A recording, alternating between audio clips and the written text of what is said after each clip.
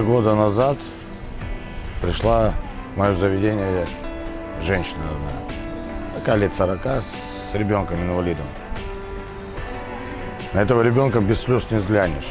Ну, есть инвалиды, по которым не видно, что он инвалид, а есть такие, что конкретно видно. Заказал чебурек с сыром один. Я этот чебурек с сыром, официанту мне дали, все, пожарили ему.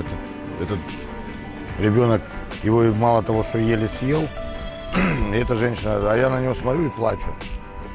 Эта женщина мне говорит, достает кошелек, дает 70 рублей за чебурек с сыром. Говорит, вот возьмите. Я говорю, я с вас деньги не возьму. Пошел в мангальную, поплакал, как мужик.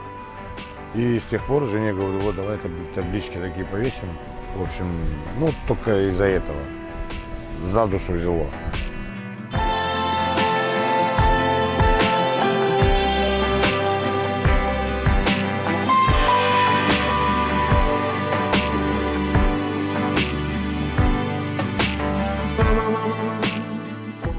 Особо не подсчитываю. Бывает, не приходят, бывает 4 человека, бывает 3, бывает 2. Бывает, вот люди приезжают там на 10-20 дней, у них ребенок инвалид.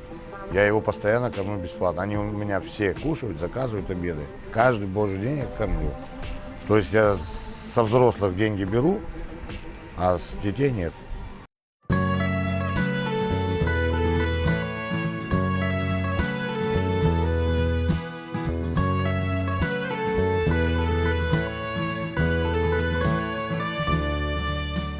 Я постоянный посетитель этого кафе. Мне очень нравится здесь обслуживание, очень нравится продукция. Всегда свежее мясо в беляшах, в чебуреках, в караимских пирогах, и везде. Все, что они делают, все делают очень вкусно. Да, я видела, кормят бесплатно детей-инвалидов. Это я видела сама. Это как бы... Когда люди делают добро, они рассчитывают на то, что это добро вернется им. И я думаю, так и получается. Я педагог, и поэтому очень удивлена, что директор этого кафе заботится о детях-инвалидах.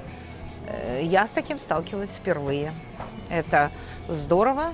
Большое спасибо. Такое внимание детям с категорией ОВЗ.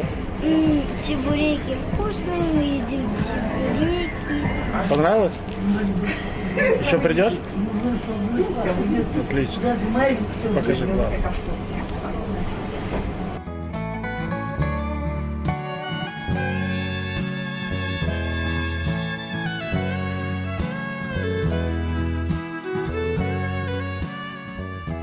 Я хочу, чтобы Аллах все это дело увидел и вообще отменил инвалидность детскую. И все. Мне это хватило бы вот так.